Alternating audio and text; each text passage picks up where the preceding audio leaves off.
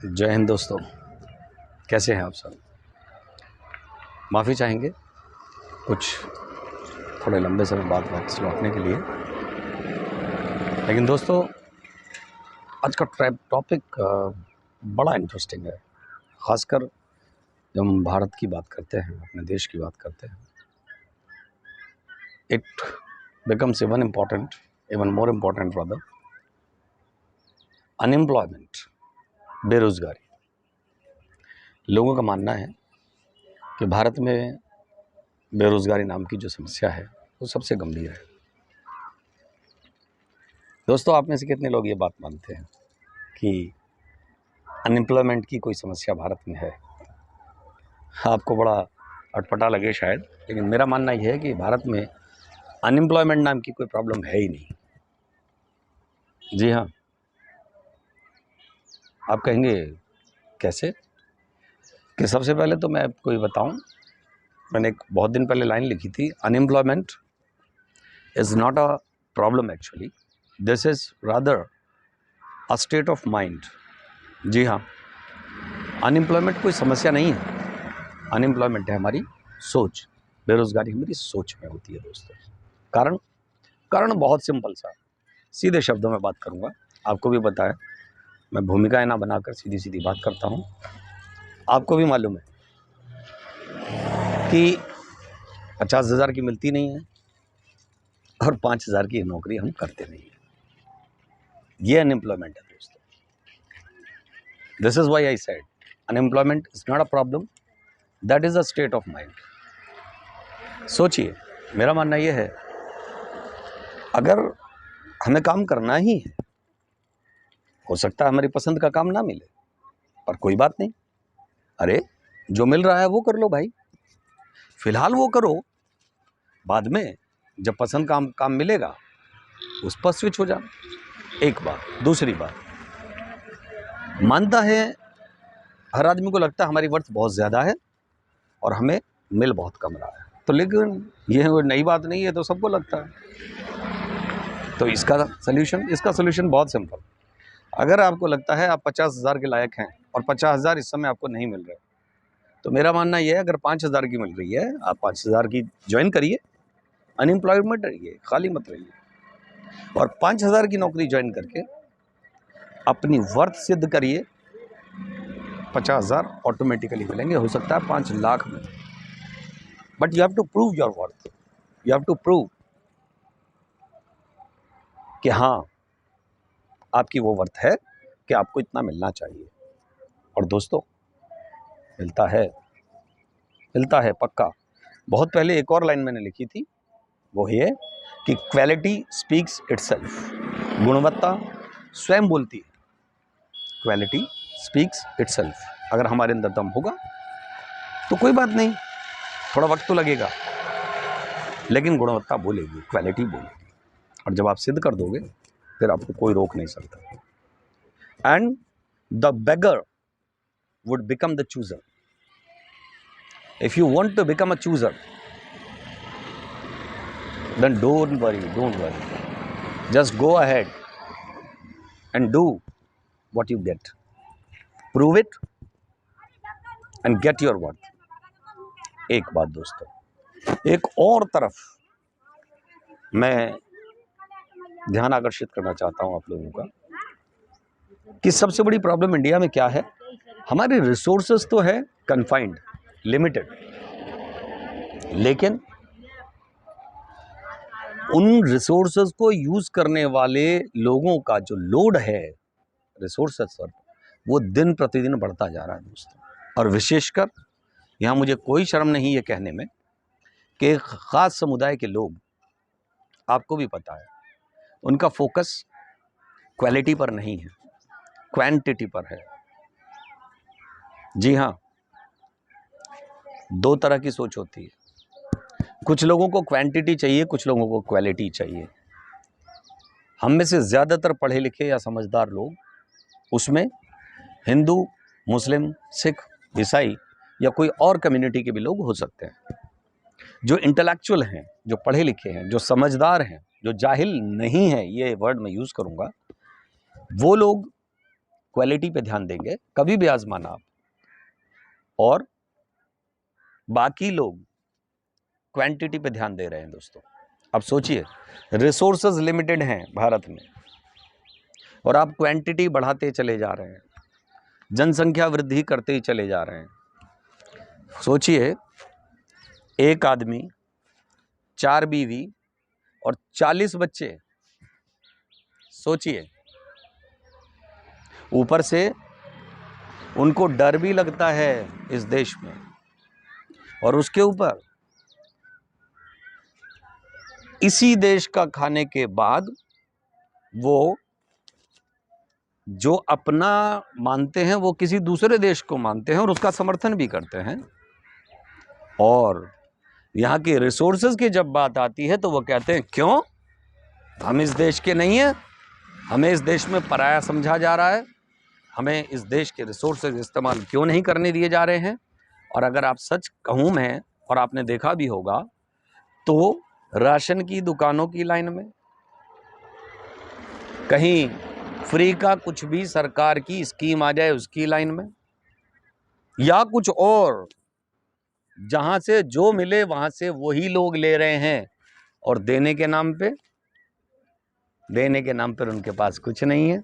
क्यों? वो गरीब हैं, अल्पसंख्यक हैं, उपेक्षित हैं, उनको डर लगता है, राइट। तो देश को देने के लिए उनके पास कुछ नहीं है, देश को देने के लिए उनके पास है नफरत, देश को देने के लिए उनके पास है अलगाव, देश को देने के लिए उनके पास है इल्ज़ाम, और लेने के लिए सब कुछ ले लो। पर हाँ, जब बारी आती है कागज़ दिखाने की, तब वो कहते हैं, अरे हमारे साथ तो भेदभाव हो रहा है, हम सारा फायदा उठाएंगे, कागज़ नहीं दिखाएंगे। ऊपर से सोचो, जनसंख्या सारी उन्हीं की बढ़ रही है भैया, तो रिसोर्सेज लिमिटेड होने के कारण अनएम्प्लॉयमेंट तो आपको झेलना है, क्योंकि वो तो एम्प्लॉयमेंट मांगते ही नहीं है। आपको लगेगा, है वो नहीं मांगते ना, वो नहीं मांगते, पता है क्यों? सोच कर देखें, आपके इलाके में सब्जी वाले कौन हैं? वही हैं। फल वाले कौन हैं? वही हैं। और हाँ, ये मत भूलना, यहीं पर वो थूक के सब्जी और थूक के फल बेचते हैं। खाना देने वाले कौन हैं? चाहे वो जोमेटो हो या कोई भी, मुझे नाम लेने से कोई डर नहीं है, फूड सर्विसेज में। तो आपने खूब सुन रखा है कि उसमें थूक भी डाला जाता है, और क्या क्या डाला जाता है मैं कह नहीं सकता, आप सबको पता है। इसके अलावा और भी बहुत सारी चीज़ें हैं, मुझे कहने की ज़रूरत नहीं। कबाड़ी वाले वही हैं।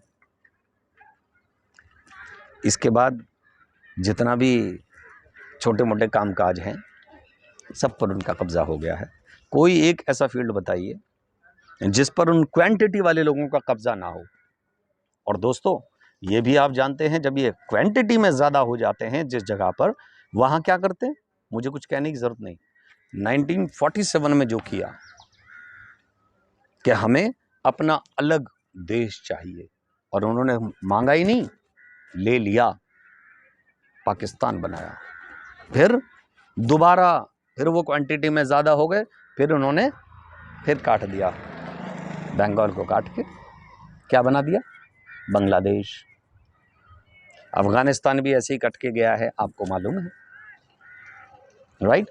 जहाँ जहाँ वो जनसंख्या में ज़्यादा हो गए, तो यानी वो तो अपनी फिलॉसफी पे बिल्कुल ठीक काम कर रहे हैं भाई, उनका क्वांटिटी बढ़ाने का जो काम है वो उसमें कामयाब हो रहे हैं। उसके बाद कश्मीर में जैसे ही जनसंख्या बढ़ाई, सोचो, महाराजा हरि सिंह का कश्मीर,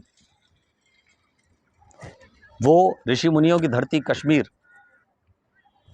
क्या बन गई 1990, जिस पर अभी एक फिल्म आई है द कश्मीर फाइल्स, जिससे लोगों को दर्द हो रहा है। क्या हुआ? क्वांटिटी में ज़्यादा होते ही, यानी अपनी फिलॉसफी में कामयाब होते ही निकाल के बाहर कर दिया सबको, कश्मीर बना दिया। अब वही काम बंगाल में हो रहा है दोस्तों, छुपा नहीं है किसी से, तैयारी है पूरी बंगाल को भी ऐसे ही काट देने की। उसके बाद राजस्थान में यही हो रहा है, हरियाणा का भी एक इलाका मेवात, मुझे कहने में कोई संकोच नहीं, वहाँ बिल्कुल यही हो रहा है। लेटेस्ट घटना अभी आपने देखी है, हिंदू संतों की पकड़ पकड़ कर हत्या। संत ने क्या बिगाड़ा था भाई, लेकिन ना, इनको पता है जहाँ भी जनसंख्या में हम ज़्यादा हैं, यानी क्वांटिटी, उनका फोकस है quantity not the quality, I will say again, उसमें वो कामयाब हो रहे हैं। फिर अभी 2-4 दिन पहले मैंने सुना है, कल परसों की शायद बात है, जुलूस निकलते हुए पे पथराव किया, सेम स्थिति। दिल्ली के दंगे कोई नए नहीं है, सबको याद होगा, सेम क्वांटिटी। जहाँ भी ये मेजॉरिटी में आएंगे भाई साहब, ये अपने अलावा किसी को रहने नहीं देंगे। और हाँ, तैयारी आपको पता है, सबने सुन रखा होगा गजवाए हिंद, लेकिन दोस्तों यहाँ I want to mind everybody, ये गजवाए हिंद नहीं है, ये गजवाए वर्ल्ड है, गजवाए विश्व। मतलब जी हाँ, उठाइए, और देश उठाइए सारे, जो आज इस्लामिक हैं वो कल इस्लामिक नहीं थे। सोच कर देखिए कैसे बने, ऐसे ही खदेड़ खदेड़ के बने। आप बताइए, मुस्लिम मेजॉरिटी जहाँ 16% 15% पे थी इंडिया में, इनफैक्ट स्टार्टिंग में, आज वो कितने परसेंट पे है? आंकड़ों के अनुसार 40% पे। But even that is wrong, गलत। ये कहिए कि लिखित आंकड़ों में वो नहीं है इतने जितने वो असलियत में है।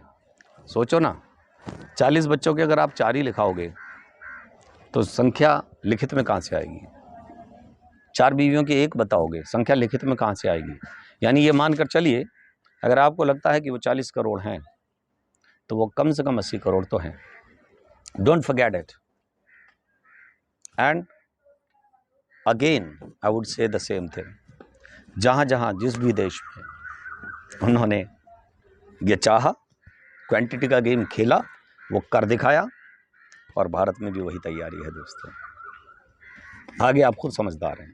तो अनएम्प्लॉयमेंट मत बोलना, अनएम्प्लॉयमेंट नहीं है इस देश में, ओवरलोडेड प्रेशर है जनसंख्या का।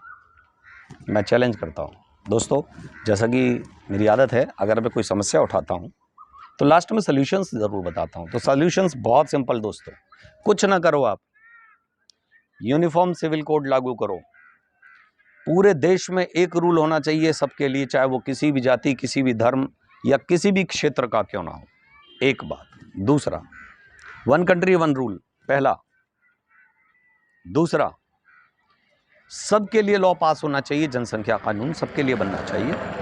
और जो चाइना ने बैन किया था, उन्होंने कंट्रोल कर दिखाया।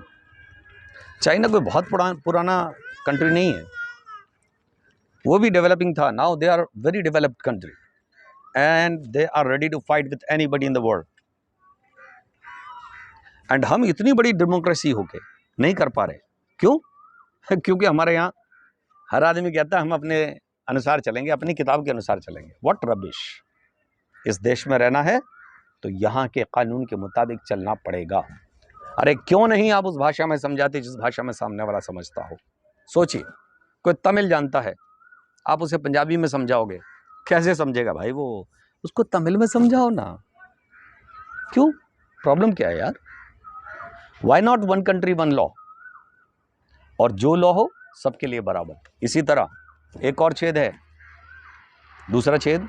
पहला छेद मैंने बताया क्या, 1 कंट्री 1 लॉ। दूसरा सोल्यूशन, पहला सोल्यूशन 1 कंट्री 1 लॉ, दूसरा सोल्यूशन जनसंख्या नियंत्रण, और तीसरा सोल्यूशन मोस्ट इंपॉर्टेंट, जो भी सरकारी कर्मचारी इतनी मोटी मोटी सैलरी लेकर काम कर रहे हैं, भैया उनकी सैलरी थोड़ी कम कर लो बेशक, मत रखो 1 लाख सैलरी वाले एक कर्मचारी को, उसकी जगह 3 और लोगों को एम्प्लॉयमेंट देके 4 कर्मचारी रखो, 25-25 हज़ार वाले, 4 घरों का चूल्हा जलेगा। और हाँ, एक बात और, जो कर्मचारी काम ना करे निकाल कर बाहर करो। इसी तरह फिर ये काम अगर हो प्रशासन में हो तो भैया यही काम फिर नेताओं के साथ भी होना चाहिए। निकाल कर बाहर करिए उन नेताओं को जो निकम्मे हैं, बेईमान हैं, गलत हैं या गलत काम कर रहे हैं और करवा रहे हैं, उनको भी निकाल कर बाहर करिए। और हाँ, अगर एक छोटे से चपरासी के एग्ज़ाम के लिए दोस्तों, छोटे से चपरासी के पद पर जाने के लिए एग्ज़ाम देना पड़ता है, तो एक कॉरपोरेटर या एक एमएलए या एक एमपी बनने के लिए क्यों नहीं, व्हाई नॉट। उनके लिए भी कोई ना कोई स्टैंडर्ड्स तय होनी चाहिए, और जो उन स्टैंडर्ड्स पे खरा नहीं उतरता उसको भी दिखाइए बाहर का रास्ता। क्यों नहीं उनके राउंड्स होने चाहिए, रिटर्न भी लीजिए उनका, फिजिकल लीजिए, मेंटल लीजिए, इंटरव्यू लीजिए उनका, व्हाई नॉट। उनके लिए भी कुछ तय करिए। ये नहीं है, यही तो रोना है इस भारत का, भारतीय राजनीति, गंदी राजनीति, the Indian dirty politics, that is spoiling the country. I say very clearly. कुछ लोग जो अच्छा काम करना चाहते हैं उन्हें बाकी के लोग करने देते नहीं हैं। और तो और इंडिया में तो एक बहुत बढ़िया काम चलता है, blame game.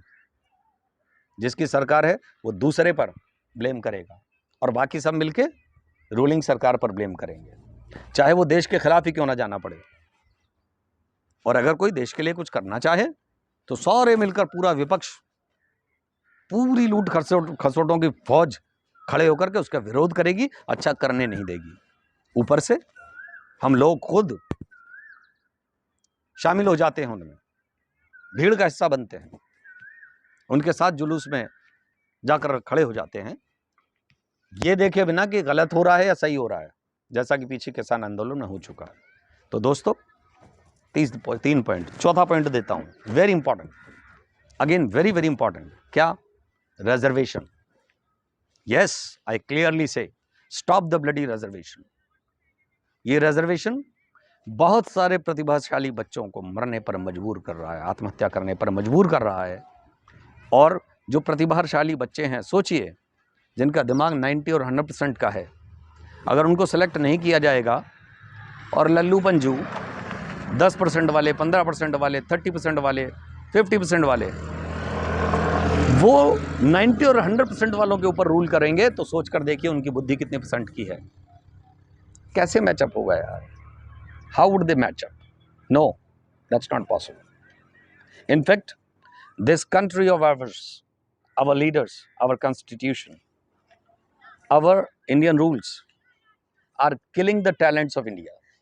I very well say, I very clearly say that कि हमारे यहाँ टैलेंट को धुना जा रहा है, ख़त्म कर दिया जा रहा है, और इसीलिए फिर मजबूरी में हमारा टैलेंट यहाँ से बाहर निकल जाता है, और फिर हम ब्लेम करते हैं कि ब्रेन ड्रेन हो रहा है, बाहर के लोग हमारे टैलेंट्स को रीप कर रहे हैं। मैं ये पूछता हूँ, हमारे टैलेंट्स को हमारे यहाँ क्यों यूटिलाइज नहीं किया जाता? यहाँ क्या देखा जाता है? डिग्री है कि नहीं, टैलेंट नहीं। No, not talent. हो सकता है मैं बहुत अच्छा टेक्निकल काम जानता हूँ और मेरे पास डिग्री ना हो, तो यार ये क्या तरीका हुआ? बाहर वाले लोग कैसे मान लेते हैं बताइए? उनके यहाँ ऐसा नहीं, उनके यहाँ टैलेंट की कदर है, इसलिए वो अपने टैलेंट को भी सलाम करते हैं, और हमारे देश से भी जो टैलेंट वहाँ जाता है उनको भी जगह देते हैं, उनको भी काम करने का मौका देते हैं। हमारे यहाँ जैसा नहीं। तो दोस्तों, अपनी इस बात को और ज़्यादा बड़ी नहीं करूँगा, लेकिन मैंने प्रॉब्लम भी बताई है, अनएम्प्लॉयमेंट यानी बेरोज़गारी, और उसके सल्यूशंस भी बताए हैं। हो सके तो मैं रिक्वेस्ट करता हूँ हमारे नेतागण से, हमारे अधिकारियों से, हमारे सीएम से और हमारे पीएम से कि इस ओर ज़रूर ध्यान दीजिए please. Include these points, in points को इंक्लूड करिए, इन पॉइंट्स के ऊपर अध्ययन करके, और इसको प्लीज़ इरेडिकेट करिए, ख़त्म करिए ऐसी चीज़ें जो इस देश के टैलेंट को मार रही हैं, नुकसान दे रही हैं और अनएम्प्लॉयमेंट फैला रही हैं। बुरा नहीं है हमारा देश, और हम भी नहीं। जय हिंद दोस्तों।